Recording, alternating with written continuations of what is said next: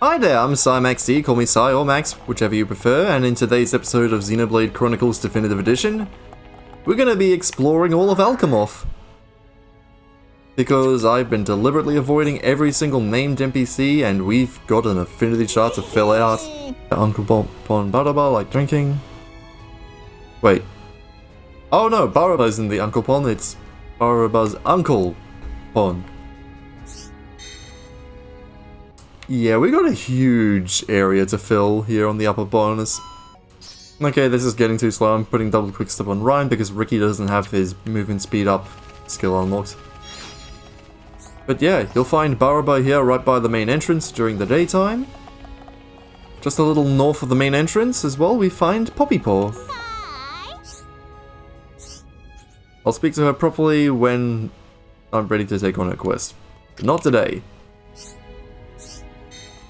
Directly south of the escalator and by the main entrance during the daytime, we have Jarell. Recently, someone has been conducting unapproved research. We always need approval from the Ministry of Record... MRR, I'm just going to call it. But that's not to say I will escape the Ministry's wrath if found out. Even though I have nothing to do with it, I'll be under suspicion too.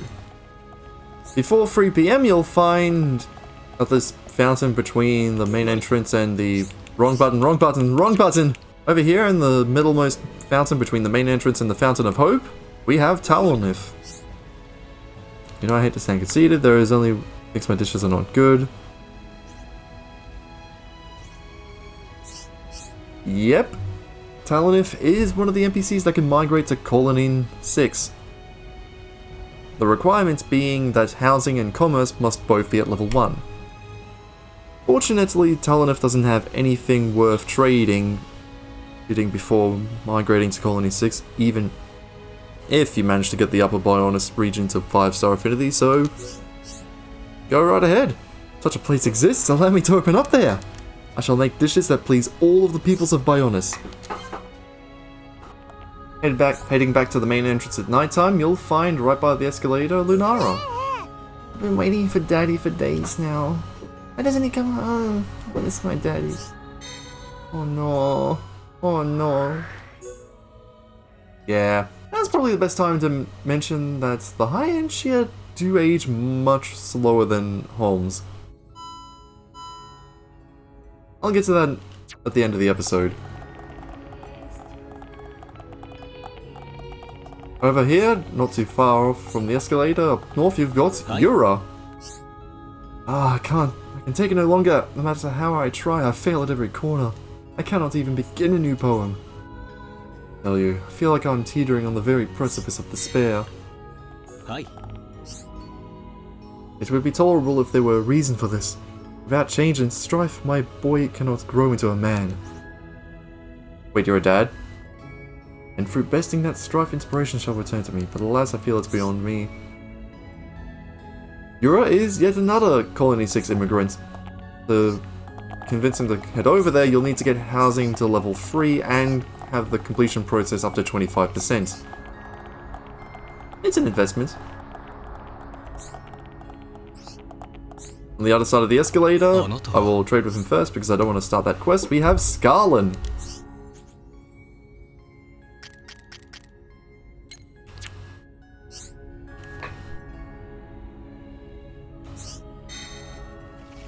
Heading a little south of the Fountain of Hope, we've got a few other NPCs to chat with. A few other members. First off, Argentis. You aren't from here, are you? I'm so jealous. I'd love to travel and live in another part of the world. My sister is dead against me going anywhere. She's a goody two-shoes when it comes to etiquette and decorum. You can't advance in life by just sitting around playing nice.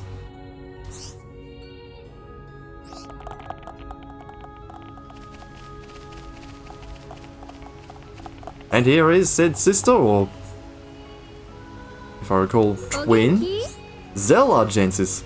I know the father is also worried about the two of us, but whatever should I do? Interestingly, they don't appear to have any affinity links with each other just yet. As their dialogue implies, however, yes, they are immigrants again. The requirements for this you won't get until the late game. Partly because one of them is housing level 5.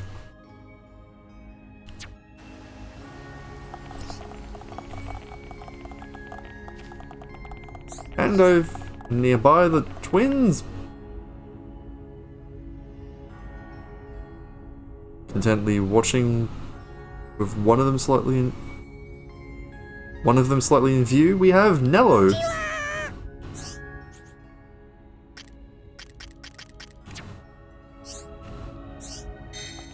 Now, if you spoke to Nello before speaking with Barba and talk with the kid after midday,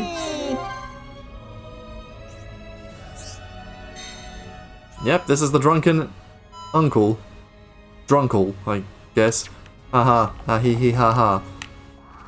Anyways, popping back here past the Fountain of Hope during the daytime, we have 2 kids and a single dad. First, there's Atael.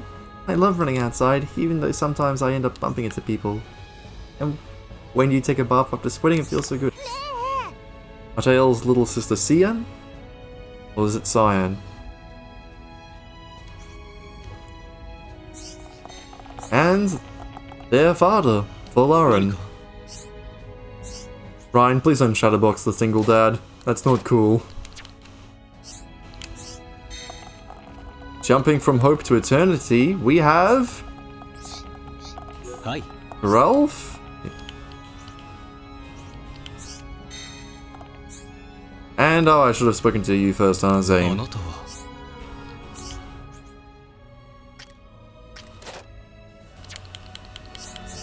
Oh well. Actually, if I speak to Ralph again, I might be able to get that affinity link between the two. How did that not form a link? Oh, there we go!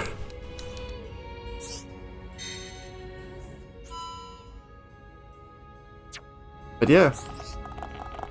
Head over to the opposite end of the escalator where the Venture Bros are at night, and you'll find... Yeah. I probably shouldn't have picked Ryan for this. I'm in love with the same man as my best friend. Brazil. Oh boy.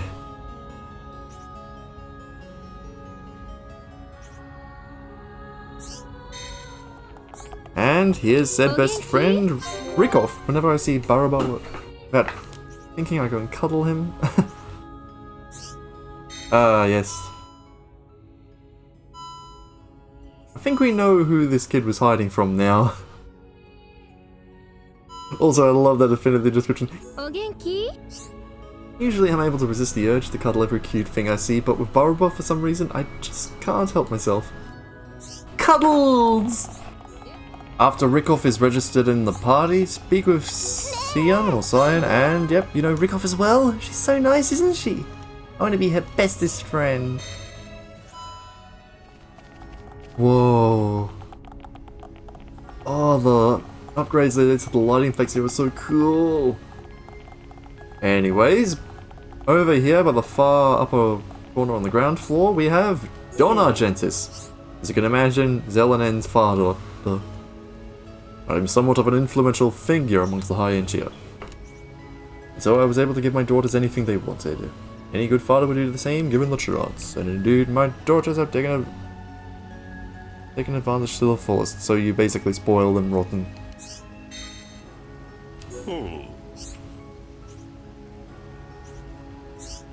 Yeah, I don't exactly get why Don Argentis is all the way over here. But much like his 2 daughters, no affinity between them all because, you guessed it, another Colony 6 immigrant. This one has a slightly less strict requirement though. Housing level 4, nature level 4, that's it. So late game. Now if we head over to this area during the daytime, we get both Elior. Yeah. City's really high up on the Bionis, right? That's why you can see so far from here. It's so cool. Yeah.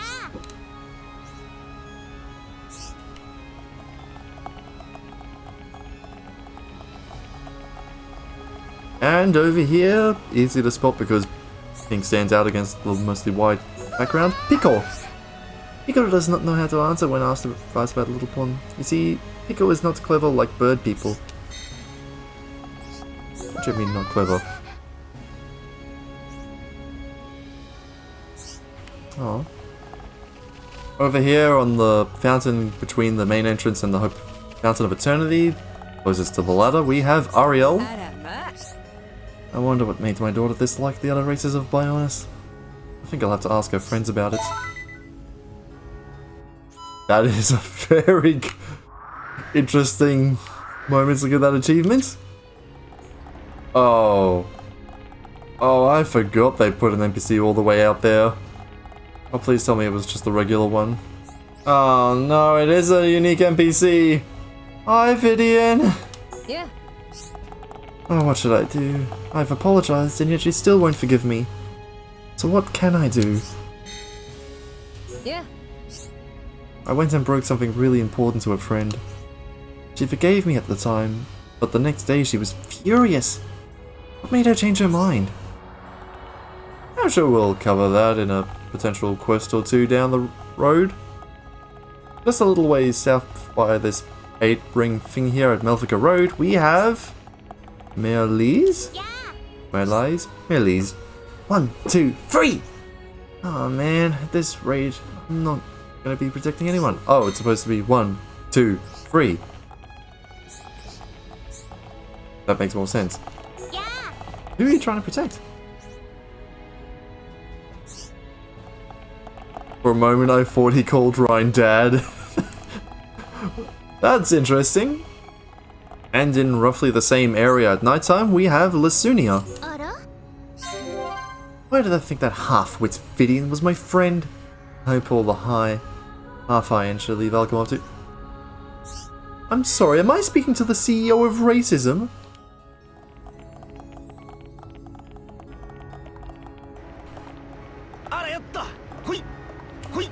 Oh no, I'm stuck on the escalator and I can't get out, I can't get out, I can't get out! Jump over this Rhine! There we go.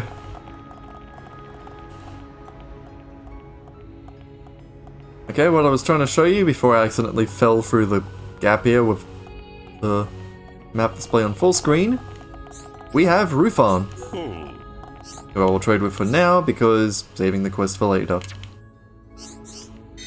This episode is going to be long enough just trying to get everyone on the Affinity Chart. Don't believe me, I know from experience. Right by the Imperial Palace entrance at nighttime, we have Talia. Yes, that statue is definitely... I must hurry with the deciphering of the ancient texts I found. But it will take too long to decipher the texts. If only the process could be automated. And right over here we have Muriel. Muriel? I get the feeling that Lucinia sees everyone around her as an enemy. She was so kind before too. It's as though she just changed completely overnight.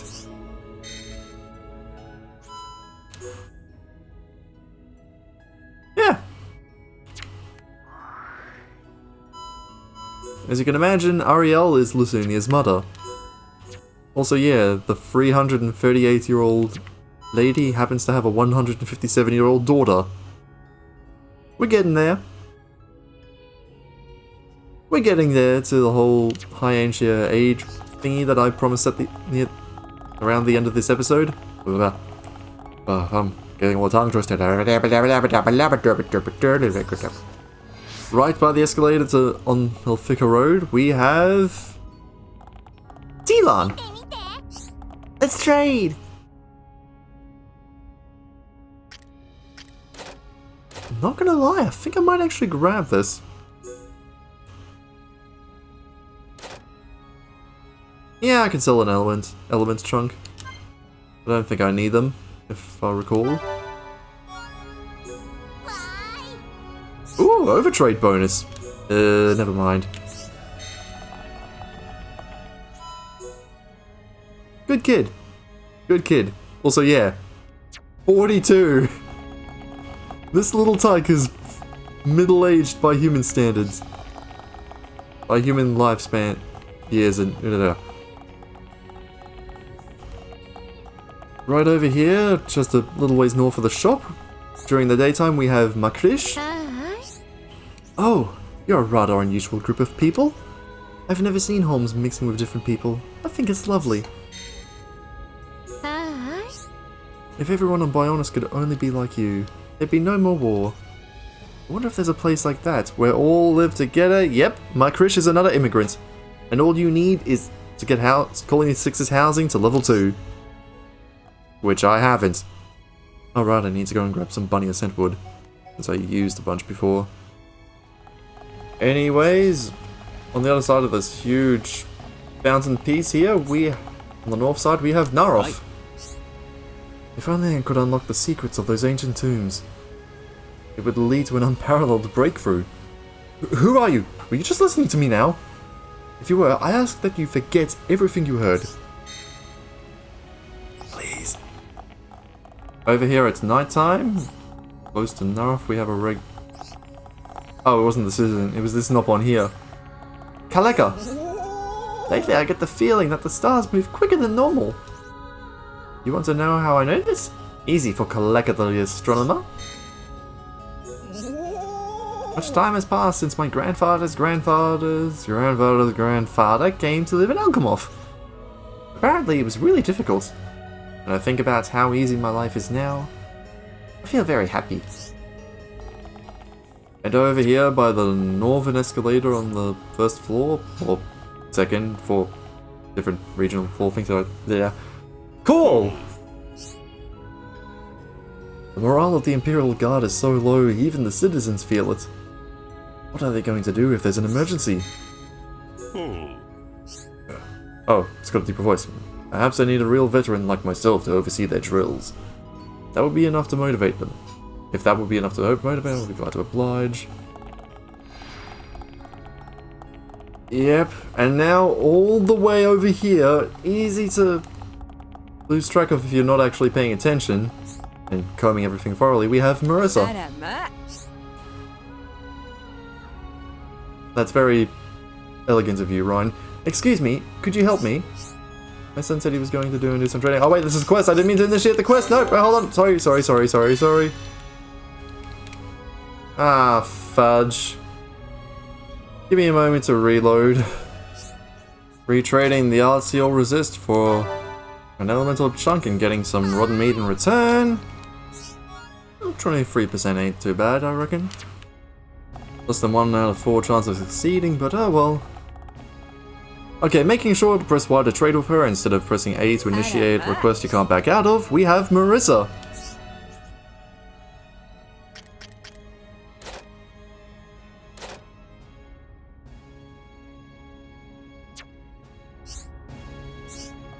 So I forgot to mention that with Rikoff and Raziel on the Affinity Chart, Scarlin will have a quest for you. Not that it matters right now. And with that, we should have every single named NPC on the outer portions of Alcamoth covered. And now to go into the Imperial Palace. Starting with the Ascension Hall, during the daytime we have Kaylin on the northern side of the transporter. You, outsiders. The members of our glorious Imperial family reside here. See to it that you do not disturb the peace.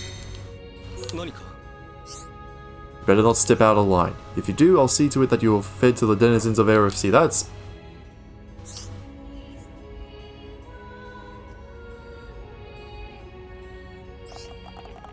well, that's something, I guess. Switch the time over to nighttime, and by the southern side of the transporter, we have Bionis. I was always in the same class as Valarin, but we aren't exactly what you'd call friends. All we do is argue. Still, I think it's good to have at least one friend like that. Fighting mates. Ah, they've even got a very similar hair too. Right down here by the staircases, on the south, we have Galvin. By Bionis, I can't believe I was defeated so easily. Causing trouble for my comrades. What the heck was I thinking? My comrades tried to comfort me and I'm grateful for that. But it's really painful for me after I caused so much trouble. And over by the northern staircase we have... oh, should have spoken to LaCroix before Galvin, but oh well.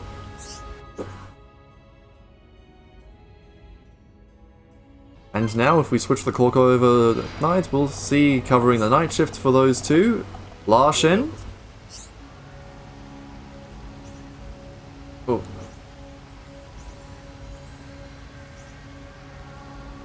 Oh dear, might want to check your car. I know it's expensive, but you might want to check with your chiropractor if that's a problem.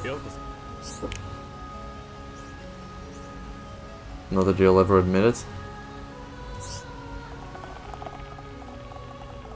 And I probably should have spoken with Galdo first, but oh well.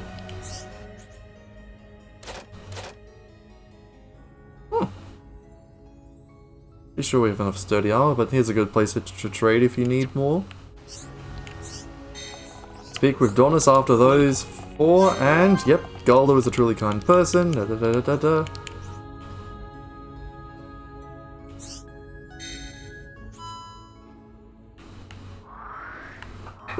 Now, if you'll give me one moment. Yeah! That's every single named NPC here in Alcamoth. But that's not all. There are two more high enter we can have a chat with over in Eryth Sea. First up, over here. Why do I press the wrong button again? First up, keeping watch atop Sarif Lighthouse, we have Shalon. I'm the manager of the lighthouse. I also observed there is an island opposite Eryth Sea.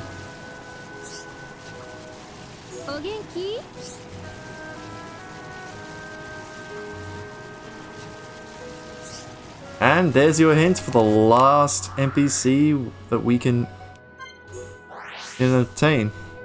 There's actually one more aside from this Jarek fellow for the upper Bionis, but we won't be meeting them until we head to the next area in a couple dozen episodes or so from now. Hi. Oh no, I didn't mean to... Please turn down, please don't turn down. I'm not ready for the quest just yet. I'm not ready for the quest just yet. Good, good, good. Sorry, Jarek. Hi.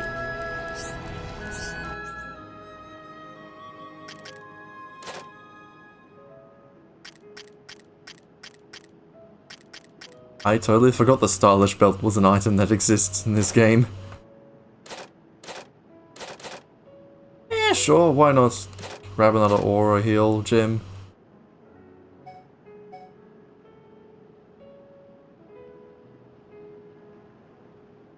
Let's go over.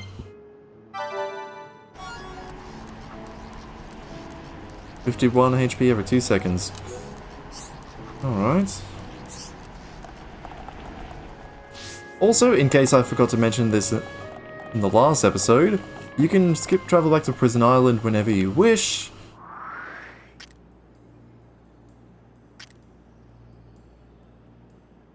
But once you get these free landmarks, found, there's literally nothing else to do. And so, with all of the NPCs in the upper Bionis, aside from one in a later area we haven't registered, I think it's time we go over the age thing of the high enter like I promised. First up, the youngest out of the lot is wee little Lunara at 26 years old. And she's supposed to have the physicality of essentially a human or Hom's 5-year-old, I reckon? If not a toddler. And the eldest that we know of age-wise, Rufan at 357. To put this in perspective, Ariel here is 338, and she's described as a kind old lady. So already we've got an expected lifespan of almost 400 years by high entry standards. Okay. To add on to that, after taking off her corset, we find out Melia's race and age. She is 88 years old and appears to be a young adult. Probably around 16 to 18 in human years.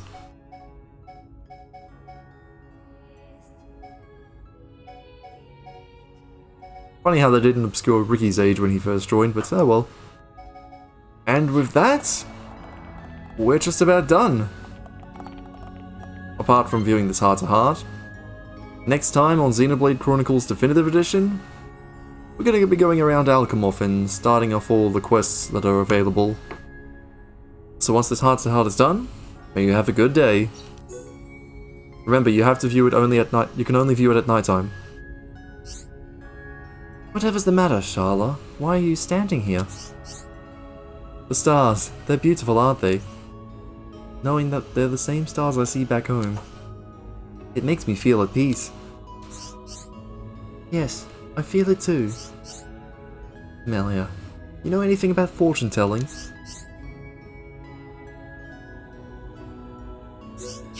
It's nothing but mumbo-jumbo.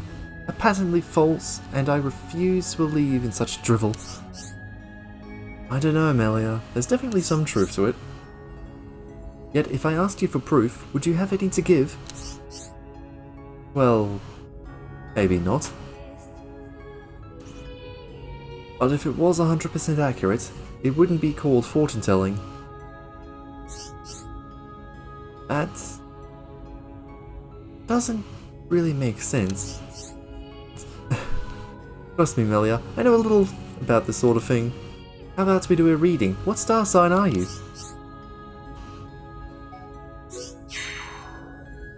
Tell me what you intend to read about me first.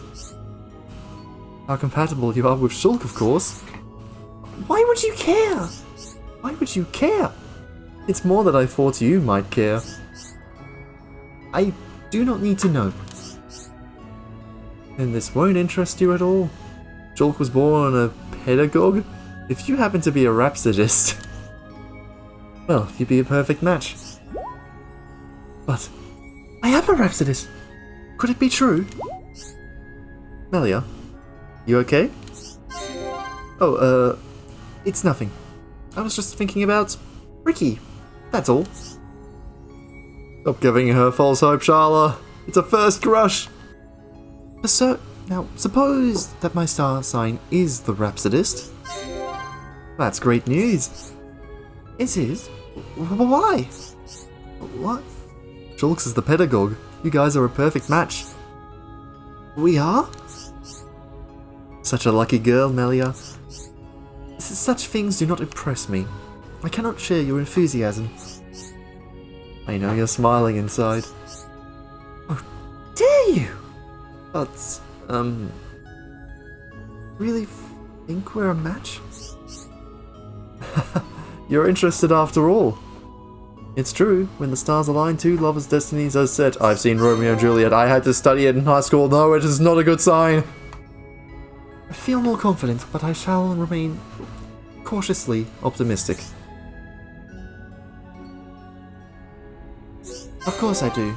It's about telling the future based on one star sign. That's right. I thought only Holmes knew about fortune-telling. I know nothing of its origins. The practitioners have existed for countless generations. Practitioners have existed. Amazing to think that people of old looked up at the same sky as us. Quite amazing, yes. So, do you believe in fortune-telling? No, I do not. Making grand predictions based on the movement of the stars? It's preposterous. I don't know. Sometimes it's surprisingly accurate. But fortune tellers only tell you what you already know. Oh, she gets it, she gets it. Melia, your star sign is the rhapsodist, am I right? You are correct, but how did you know? The power of fortune telling. Basically, you're a typical rhapsodist. You're a perfectionist and firm in your beliefs. Do you mean to say that I'm inflexible and stubborn? Is that it? Although, now that you mention it, you're not exactly wrong. I barely said anything, but she suddenly believe me. Oh no, Sharla, do not go down that lane. Do not go down that path. Please. At least not with that sort of intent. Yes, I do believe in fortune-telling. Is it unbecoming of me to dabble in such things? No, not at all, Melia. All the girls love this stuff.